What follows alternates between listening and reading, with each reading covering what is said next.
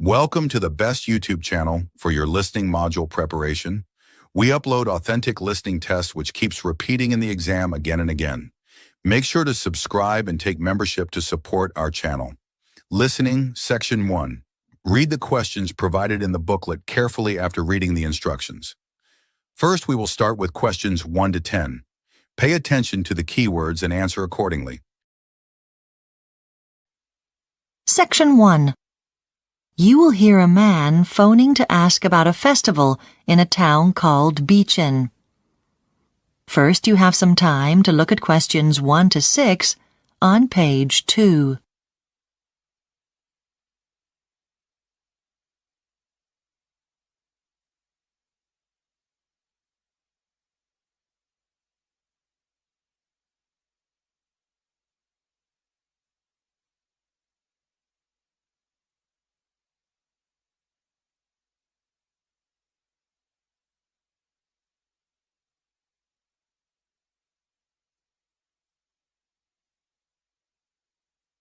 You will see that there is an example that has been done for you.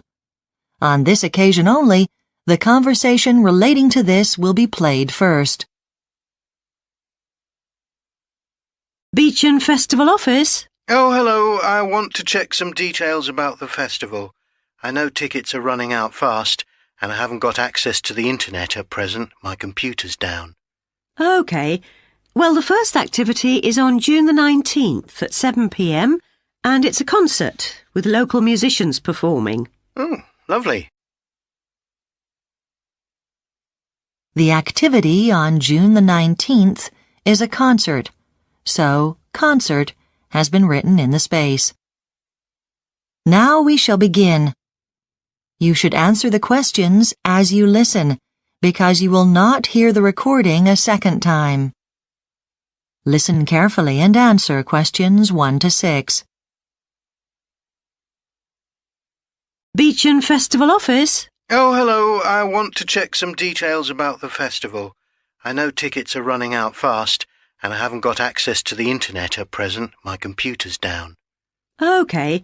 Well, the first activity is on June the 19th at 7 p.m, and it's a concert with local musicians performing. Oh, lovely. Is it in the theatre, like last year? Yes, that's right. And for the next activity, on the 20th, the time's changed.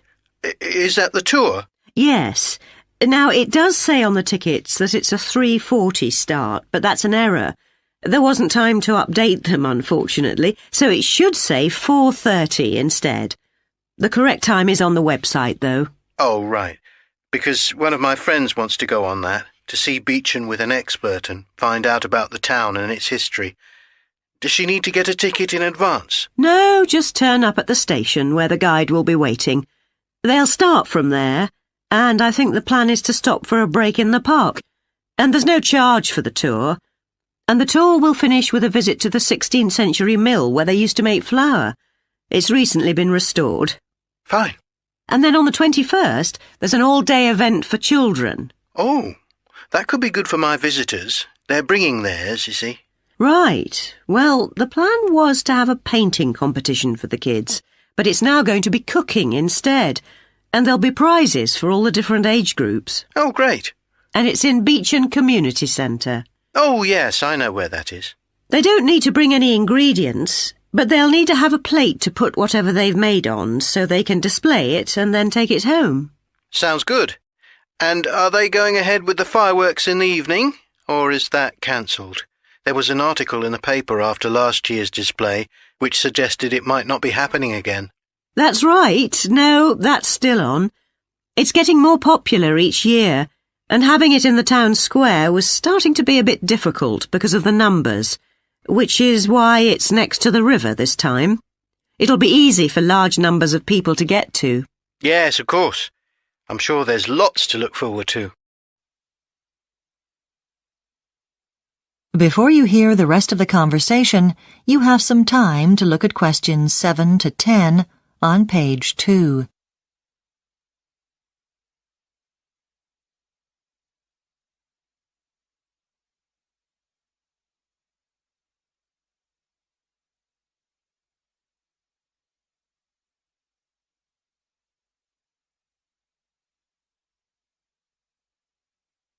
Now listen and answer questions 7 to 10.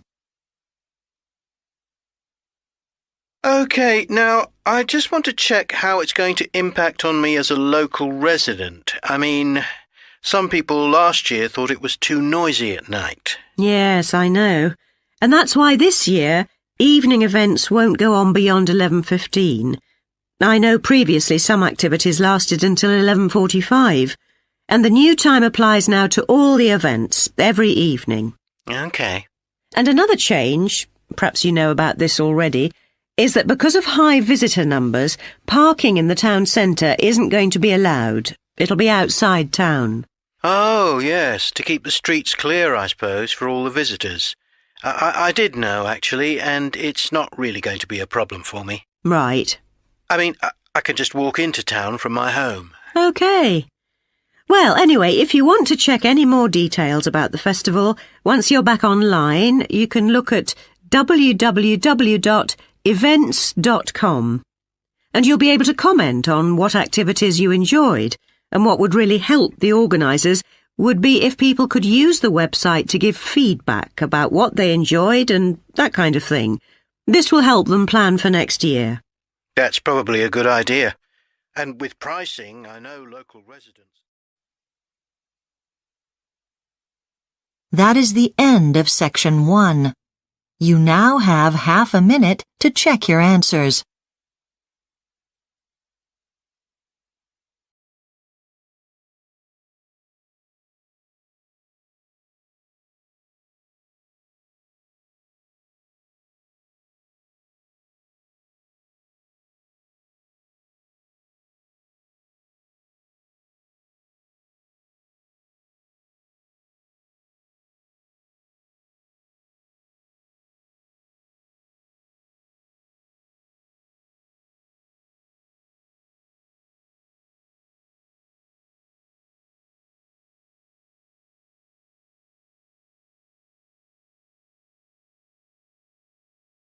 Now turn to Section 2.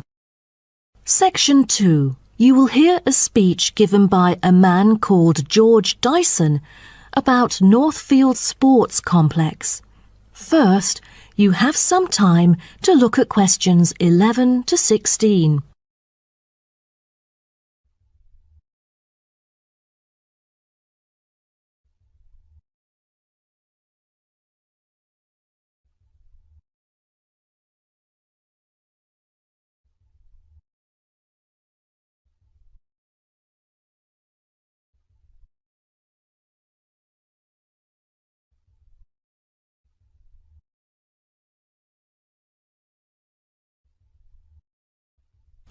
Now listen carefully and answer questions 11 to 16. On behalf of Northfield Sports Complex, I'd like to extend our warmest welcome to you all here this evening. I'm George Dyson, founder of Northfield Sports Complex. I am giving this speech today to celebrate a special occasion. We started the business exactly a decade ago, and today we have developed into a large firm with a sizable group of members. We've also been nominated the most valuable company by Greentown at the Yearly Business Awards, which will be held next week. As experienced and qualified reporters, you are invited here to experience and witness this historical moment of Northfield Sports Complex together with us. Situated within the campus of Greentown University, Northfield Sports Complex is a modern, refreshing, and fully equipped facility for sports of all kinds. As part of its commitment to the local community, Northfield Sports Complex is available not only to school children, but also to local residents. It offers a wide range of facilities including a 25-metre swimming pool, paved walking and jogging paths, a well-equipped fitness gym, all-weather pitches, indoor courts for table tennis, tennis and other sports, as well as a renowned skating rink. Different age groups can all find the right sports to participate in. That's why local residents enjoy working out here. As a result, natives here are healthier than most of the people within our nation. The whole town is very proud of having nurtured two world champions who were once both trained right here in our skating rink. Thus, it has become the ideal venue to learn to skate and have fun. But what I take pride in most of all is the skating rink that has stirred the interest of boys and girls here in local schools to skate. Since opening, an increasing number of pupils have been paying regular visits to the skating rink. A new yoga classroom with trainers will be open next month for mothers with babies. They can bring their own yoga mat and work out together with their babies. This will be a great way for them to get healthy and meet other mums. There will also be a brand new gym open to the pensioners in the near future. Just this month, a new swimming pool is open to all fitness levels with special offers for those without a job. Our complex is open daily from 8 a.m. to 9 p.m., except on Thanksgiving and Christmas. We intend to extend our business in the coming year. A list of equipment will be put up for sale, ranging from exercising equipment like cardio machines to sports recovery and injury prevention facilities. Within our complex, we try our best to avoid injuries of any kind. We train knowledgeable staff to guide our clients through correct workout regimens. For those who want to further ensure workout safety, they are welcome to apply to be a member of our standing committee. They are responsible for revising the safety guidelines and supervising its enforcement. Before you hear the rest of the talk, you have some time to look at questions 17 to 20.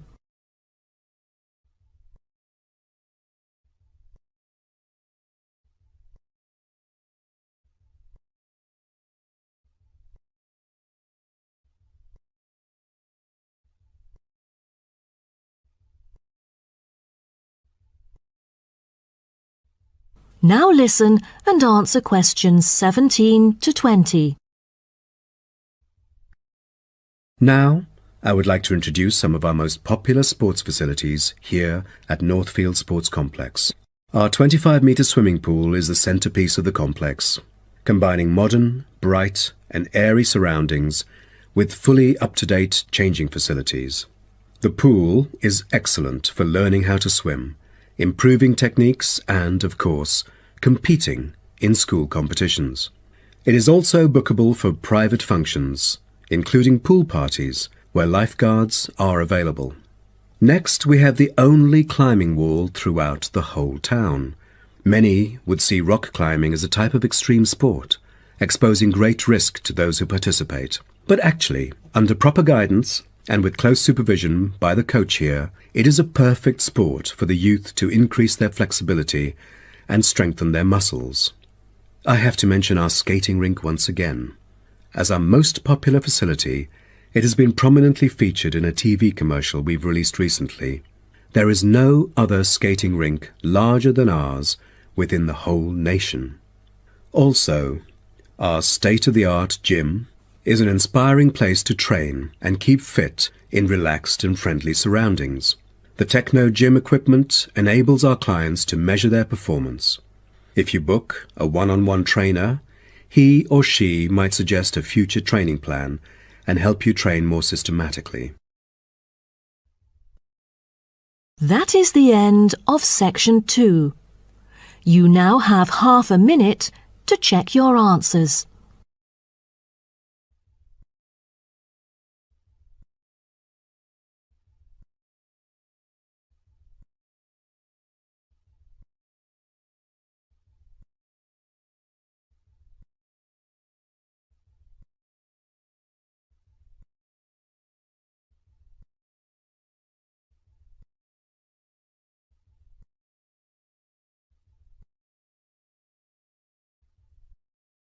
Now turn to section 3.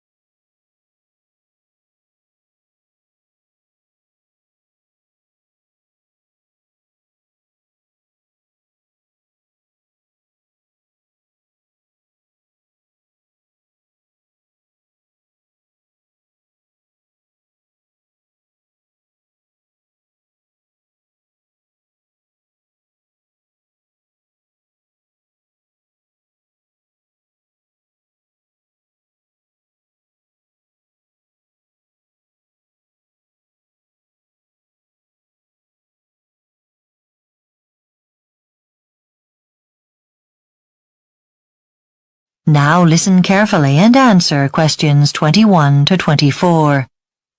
Hi, Annie. How's the research going? Okay, I guess, but I'm concerned about our presentation topic. We're mainly going to be talking about how products are marketed differently for boys and girls, and we know that's true in some countries, but is it the case everywhere? I've been reading about the situation in the UK. Some of the major retailers have been labelling their products to say which gender a product is meant for. Really? Yes. Apparently, toys connected to science subjects are labelled for boys, and stuff like kitchen equipment says for girls. Does that happen in other countries too? Hopefully our survey can tell us that, whether it's a global phenomenon or not. But it's interesting because in the UK, so many parents have complained about this kind of labelling that the major retailers are having to abandon it. Because of social media, consumers can put a lot more pressure on retailers to drop unpopular policies. When it comes to how stores display toys, what most parents would find useful is for stores to indicate how old the child should be, so the toy isn't overly complicated. I'm sure parents don't need gender-specific labelling. You can see for yourself what the general idea is, whether it's for chemistry or building. That book by that neuroscientist, Lise Elliott, what was it called? Pink brain, blue brain. That's it. There was a lot of material on the way advertising can affect children. Her arguments really make sense. Yes, some claims are very convincing. Even though she's mainly talking about the USA, I'm sure they can be applied elsewhere. One thing I highlighted was how marketing products according to gender can cause problems for children in the future. For example? If you signal to girls that science and engineering stuff isn't for them, then surely they grow up believing that that's what boys do, even if they study science and physics at school. They might not regard those subjects as something they'll eventually make a living from. So those are jobs they won't consider. And if you never encourage boys to play with toys that develop socialization skills, that's not fair either. Maybe, but the consequences aren't as problematic. Not sure about that. Actually, I think that's something we should address during the presentation. Before you hear the rest of the discussion, you have some time to look at questions 25 to 30. Now listen and answer questions 25 to 30. Let's talk through the section about clothes for children. The way we've ended up with specific colours for each gender. One thing I found surprising is that children in 19th century America used to be dressed in white. Yes, until age 6. It was because the outfits were a lot easier to clean. Yes, they just bleached them to get the dirt out. Nothing to do with fashion or cost. There was no other effective way to clean them. Then, in the early 1900s, I read that boys were dressed in pink and girls in blue. Apparently pink was described as dominant, whereas blue was seen as delicate. Yes, and ordinary people, shoppers I mean.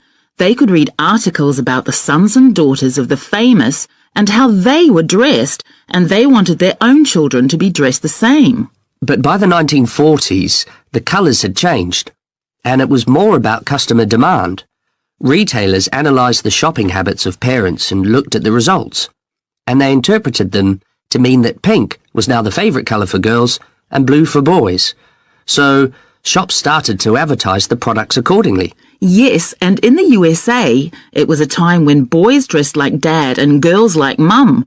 It wasn't until the 1960s that teenage girls rejected that, and older teenage girls started wearing clothes that could have been worn by either boys or girls. By doing that, they felt the job opportunities usually only open to men would now be available to them. But then in the 1980s, for the first time, TV commercials targeted children specifically, promoting different types of clothes for boys and girls. And as a result, children started insisting their parents buy them the right kind of clothes. That kind of consumer behaviour will be hard to change. And one researcher, Paoletti, she maintains that women who never got to wear pretty, typically feminine clothes when they were little, well, they're now dressing their girls in that style to make up for it. They want their girls to have what they didn't.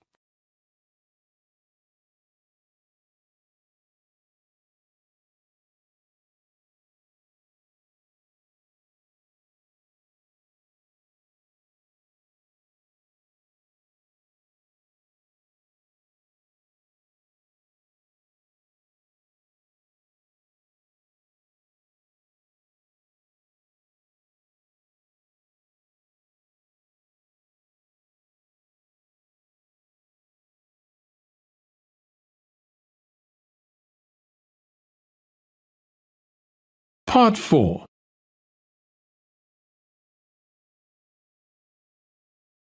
You are now going to hear a lecture about the behavior of dolphins.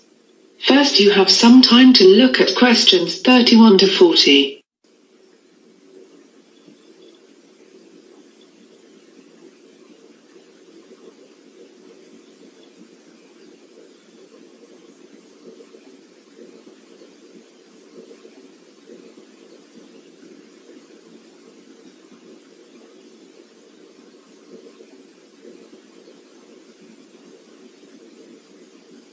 Now listen and answer questions 31 to 40. Okay, today's lecture is about the behavior of dolphins. Dolphins are mammals closely related to whales and porpoises. There are almost 40 species of dolphin, and they vary in size from 1.2 meters and 90 pounds up to 9.5 meters and 10 tons. They are found worldwide, mostly in shallower seas of the continental shelves, and they are carnivores, eating mostly fish and squid. Dolphins are highly social animals, often living in pods of up to a dozen individuals, though pod sizes and structures vary greatly between species and locations. In places with a high abundance of food, pods can merge temporarily, forming a superpod, which groupings may exceed 1,000 dolphins. Membership in pods is not rigid, with interchange being common. Dolphins can, however, establish strong social bonds.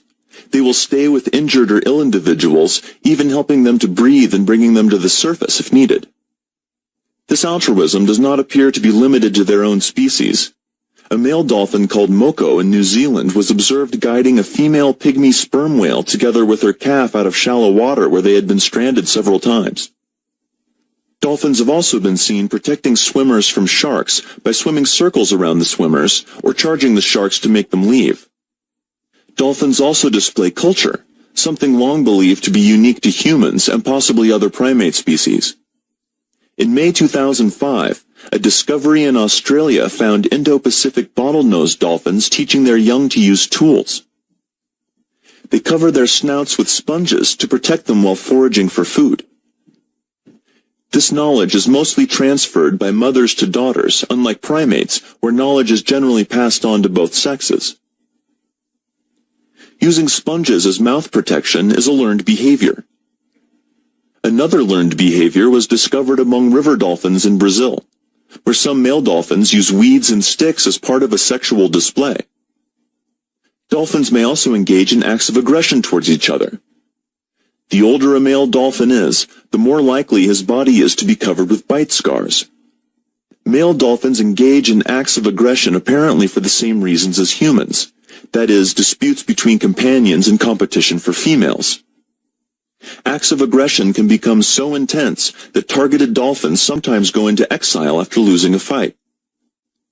Male bottlenose dolphins have also been known to engage in infanticide, which is the killing of their young. Dolphins have also been known to kill porpoises for reasons which are not fully understood, as porpoises generally do not share the same diet as dolphins and are therefore not competitors for food supplies. The main food of dolphins is fish and squid, and various methods of feeding exist among and within species, some apparently exclusive to a single population. One common feeding method is herding, where a pod squeezes a school of fish into a small volume known as a bait ball.